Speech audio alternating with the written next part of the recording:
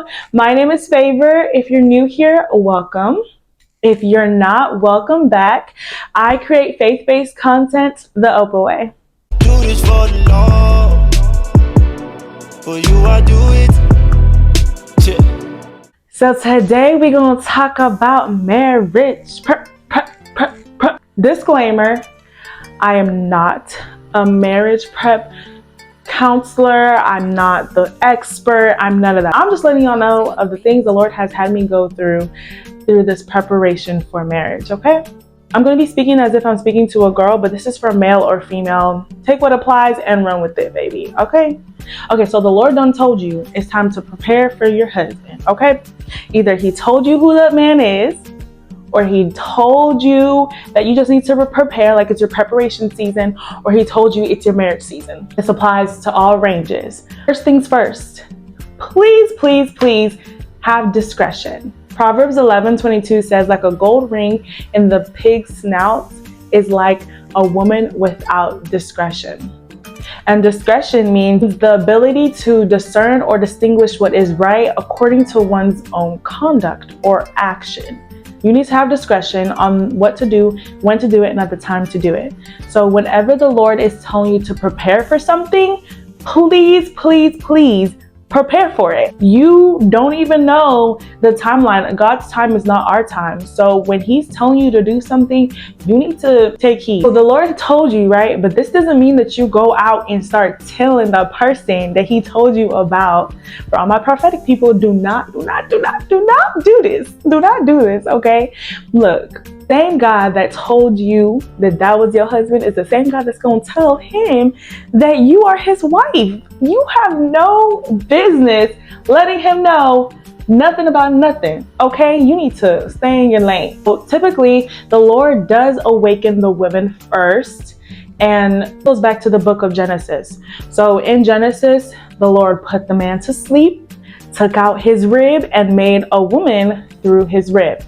Okay, the woman was obviously up before the man, and she was presented to him, and he awoken and seen her and was like, this is who I will call a woman because she came from my rib, okay? Bone of my bone, flesh of my flesh, okay? Woman, when you are risen up first, you got some work to do, baby. You got some work to do, baby. This is the time for uprooting the weeds from the wheat. The Lord will put you through a season where he's quite literally pulling out the things that are not supposed to be there, as in personality wise, mindset wise, physically wise, like everything that needs to be corrected before this union can happen is the Lord will put you through a process of doing that. This is called the pruning season. So Matthew 13:24 says, the kingdom of heaven is like a man who sowed good seed in his field. But while everyone was sleeping, his enemy came and sowed weeds among the wheat and went away. When the wheat sprouted and formed heads, then the weeds also appeared.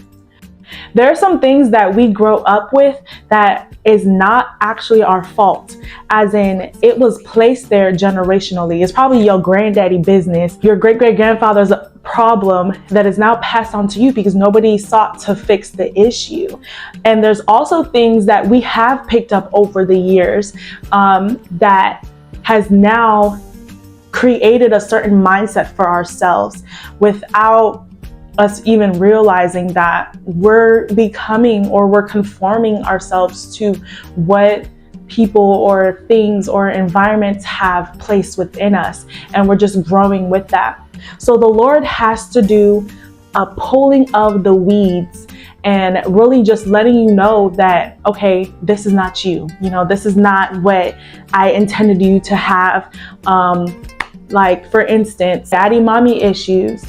For me, that caused the orphan spirit to be on me. And the orphan spirit is typically when you feel like the people that are supposed to have your back don't have your back, or the people that, you know, say that they love you or that love you in your life, you feel like you're alone and that no one really loves you.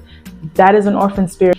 That is not a truth. That is not something that the Lord intended for you to have in your heart or as a mindset. So you have to break that off before you go into a union with somebody. In my childhood, some characteristics that kind of came up were perfectionism, the inability to receive help from others, and also the inability to actually be a child. That created a hyper independent person where it was like, my mind was like, it's my way or the highway. Like, my way is the best way. But it's like, it's only the way that you think that is perfect.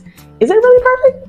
As flawed human beings, there's no actual perfect way that we can ever do something because we are flawed human beings, you know? So I had to break out of that mindset. Like, bro, you can't be perfect. You cannot do everything yourself. You cannot do everything yourself. And also, like, now I'm kind of like a big kid, like my little girl self, but it does help with my relationship with the Lord because he does want us to be a little kid in his presence, you know? With friends and family, what I picked up was the inability to be emotionally available. Now, look, this cannot go, like, by all means, cannot go. Everything can't go, but this is a big one because it's like, how do you expect to be able to communicate clearly and be in a healthy kingdom marriage when you can't even be emotionally available to yourself? First of all, you need to learn where the emotions stem from. I had to learn this in the fact of, it's okay to feel a certain way at a certain time when something happens. You need to allow yourself to feel the emotion. It's called being human. Because at the end of the day, everyone thinks emotion is weak, but it's like, you're really calling a human nature weak. We are all humans. So what? Everybody's weak? Because it's actually stronger to have emotions and know how to thoroughly talk yourself through why it's coming up, what is the root of it, if it's truly an emotion that needs to be addressed to somebody else, or if it's something that's coming from a childhood trauma, or if it's coming from something that triggered you. These are healthy ways of thinking. But when you are feeling like, oh my gosh, I feel sad or I'm upset or this, instant blocking off, no, that's weak. I'm not about to cry. I'm not about to be upset. I'm not about to do this, You're going to be in that bondage. You're going to be in a box, and that box is going to overfill, and you're going to blow up one day. And then you're going to be like, what the heck? Who is this person? Because you're not letting your emotions breathe. You're not letting your emotions breathe. You're not letting yourself be a person, just be a human. Because of this inability to be emotionally available, what I did was I overcompensated for the lack of type of love that I didn't receive. So then I was putting too much out than receiving, and I would always get hurt because I was not able to identify that you're trying to overcompensate for something that you didn't receive properly.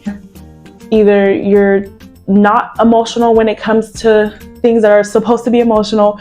You don't have any grace for people because you're like a ticking time bomb, or you're not a ticking time bomb and you just kind of let things pile up behind the back of your head. And then you become a robot. Like, you don't have any type of actual human reflex. So when you do go into union with somebody, you guys are two robots being together. And that's what causes toxicity, because two robots cannot love each other the way Christ loves the church. Christ made humans, not robots. Things like that are generational curses, such as anger issues, lust, adulterous acts, that has to do with Jezebel. If you have like overly stubborn or disobedient tendencies, that is the spirit of Leviathan. You need to cut that at the head. If you have the tendency to be scheming, mischievous, sexually persuasive, that's Delilah. Cut that off. If you have addiction to money, men, women, sex, drugs, or work, you need to cut that off, okay?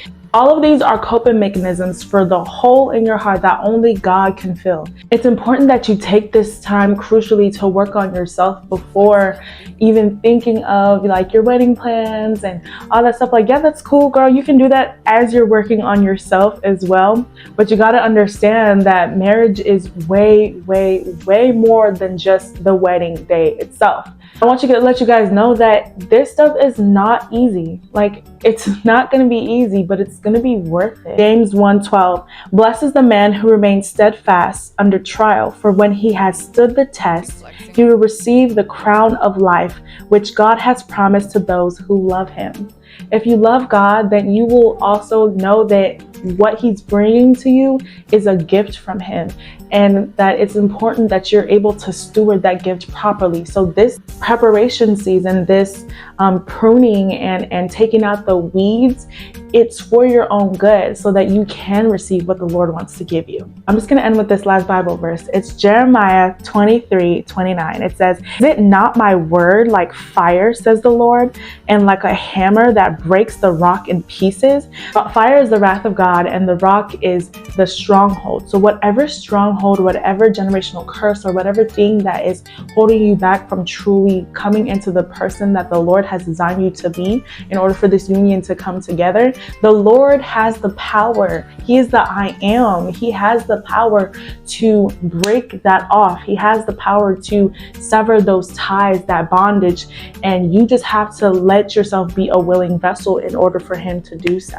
Y'all, I just hope this really blessed you and give you an idea of where you should be starting to prepare.